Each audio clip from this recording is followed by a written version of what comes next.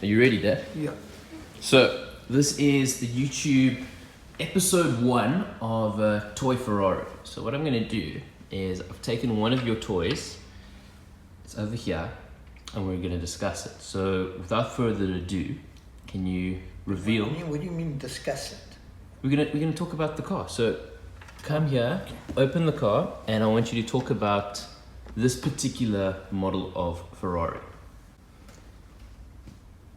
Oh, okay. Well, it's a 250 GTO. Hold it close for me. Yeah. Okay. So what year was this bad boy made in? So it's got Ferrari Scagliette China Tour, which obviously this isn't. But that was the base that I could mount it on. And when it's in the display cabinet, it's mounted that way so that there's no writing. Not that way, which is the incorrect writing. Okay, so this is not a 612 Scagliette, No. then what is it? No, this is a 250 GTO Ferrari. Mm-hmm. And this was built in the early 60s by Enzo Ferrari, and it had the Colombo 250 GTO motor. The 250 stands for one displacement of 12 cylinders, so it gave it a total displacement of approximately 3 litres. So how fast was this? Well, in its day, it won the World Sports Car Championship a few years in a row.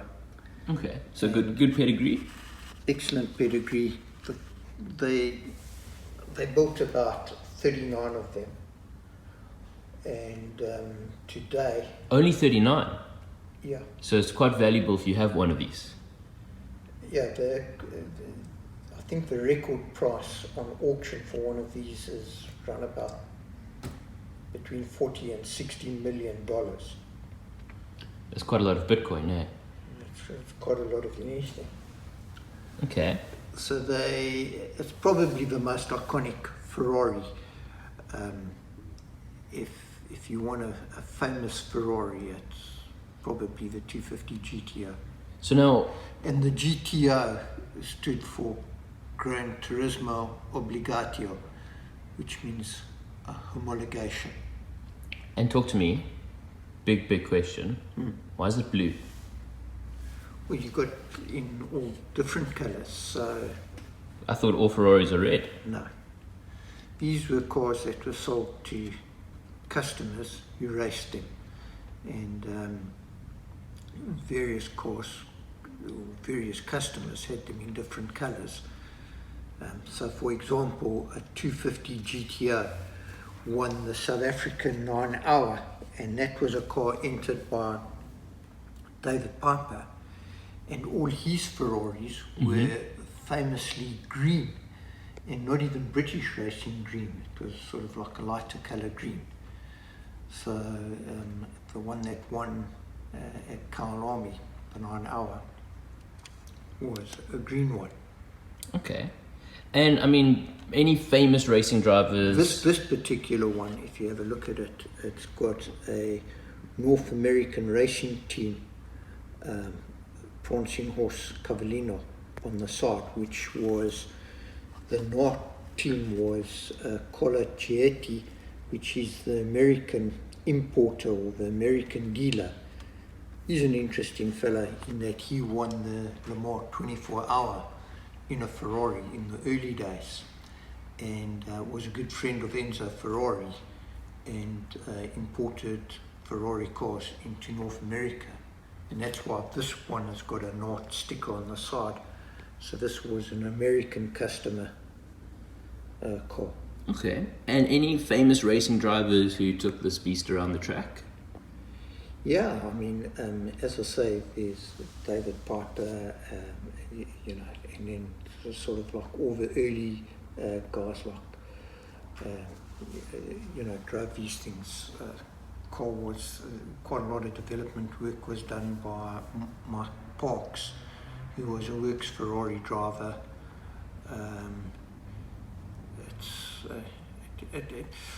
The car had a very interesting history in that it was busy being designed by a team within Ferrari who staged a walkout halfway through its production. So people like John Surtees, Carlo Citti, they left Ferrari, and there is another Italian sports car called a Pizzaria, which has got similar lines to the 250 GTO, because that was born from the team that walked out.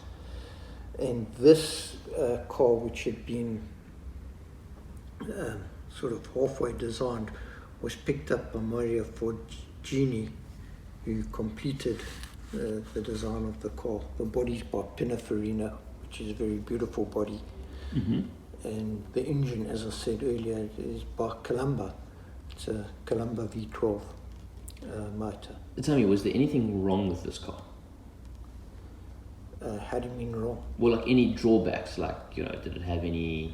No, it was very successful, won a lot of motor races, won the World Championship for Ferrari. And so it's not like the brakes would fail, or like, what was like the most common problem with this car? Or things that people didn't like? You know, to give you an idea about the reliability of the car, let's go back to David Piper. David Piper buys one of these cars from Enzo Ferrari at the factory, and to go motor racing in. He decides he's going to do the 9 hour at Kyalami, which is up in Johannesburg. The car is shipped from England to Cape Town. It's offloaded at Cape Town, and David Piper and his mechanics, or his co-driver, I don't know who all it was, but they drove the car from Cape Town to Johannesburg. Now that's 1,000 miles, or 1,400 kilometers, and then raced it for 9 hours, and then drove it back again. Oh, wow. So it was, you know, the famous olden day type of racing where you drove your race car to the racetrack. So it was road registered. That's crazy, because normally you put it on a trailer, you keep it in cotton wool, and you're like, okay, we're going to take care of this little baby. So they drove it all the way to the racetrack, raced it, and drove it home again. And this would be the British entrance at Le Mans. They would drive it across, ship it across the channel, drive it up to Le Mans, race it for 24 hours, and then drive it home again. So these cars were incredibly reliable, they were incredibly fast, and they were true Grand Tourists, I suppose. Fantastic.